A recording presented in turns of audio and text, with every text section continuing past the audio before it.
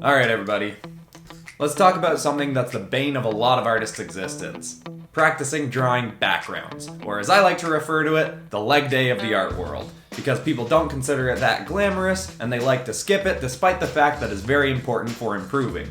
Marvel and DC are never going to come to you and say, hey, we've got this comic we want you to draw, and guess what? There's no backgrounds in it. It's not going to happen. You need to know how to draw backgrounds. And the main problem for a lot of people is it's not fun practicing backgrounds, and I used to feel that way too. And I'm not even the best person to teach you how to draw backgrounds because I'm not incredible at it. But the one up that I have right now is I like drawing backgrounds. And the reason I like drawing backgrounds is because of one thing that shifted my perspective on how I think about drawing backgrounds. And to start practicing this way of thinking, which I'm going to teach you in a second, you only need to know how to draw two things: rocks and clouds. And we'll get into why rocks and clouds in a sec, but here's the frame of mind that I want you to go into your backgrounds with. Your background is there to point your audience's eye to your main character, or your focal point. And that's not always going to be the case in your whole art career. There's going to be lots of times where you have to draw a background that is the main focus of the image, but for now, to start practicing drawing backgrounds, think of the background as a bunch of arrows pointing people to your main character. Now let's jump into a drawing and I'll show you some examples of this. So let's say you've got your character here and you're really happy with them and you want everybody looking at this one character, but you also need a background. Now check out just how quickly I can rough out some rocks and clouds that point us towards our main character.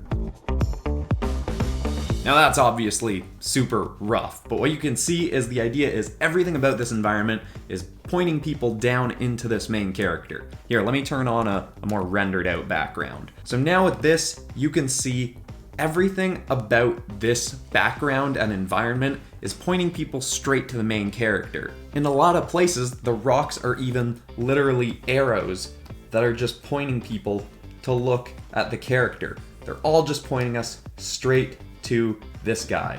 And even the clouds, well, they're not pointing us to the character like arrows, they're circling around the characters, doing something that I refer to as the toilet bowl effect. I don't actually remember if somebody taught me that or if I just started calling it that, but I refer to it as the toilet bowl because it's like everything swirling down into that middle spot where your character is, and that's where you want people looking. And the reason I suggest drawing rocks and clouds is because rocks and clouds are very manipulatable shapes. It's not like a building where everybody knows that a building is generally a specific blocky kind of shape. Rocks and clouds, you can kind of mold them into any shape you want and it can still come across as semi-realistic. Not that realism is what we're going for here, but a rock, you can make it literally just a jutting triangle that's pointing us at the main character. With buildings, it'll get a bit more complicated, but that's why rocks and clouds are a great place to start practicing learning to draw environments. And obviously, this all gets easier when you know things like perspective a bit better, and if you're doing this in a more realistic style, it is a bit more complicated. I draw pretty cartoony, but I just wanted to make this quick video because I think this is a great starting point for trying to draw backgrounds. Like this background, I had a fun time drawing it, and if you take a look at the image without the background,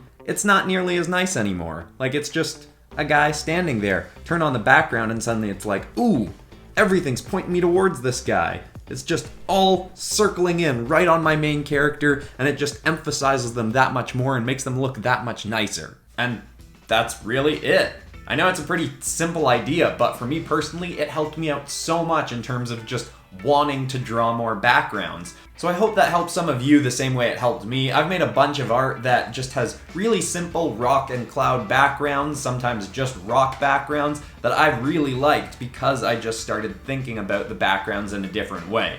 But yeah, got nothing else to say on this one. Thanks so much for watching Popcross Studios. I'm Christian Pearson. Check out some of my other recent videos, like and subscribe if this was helpful, and good luck with those backgrounds. I'll see you all in my next video.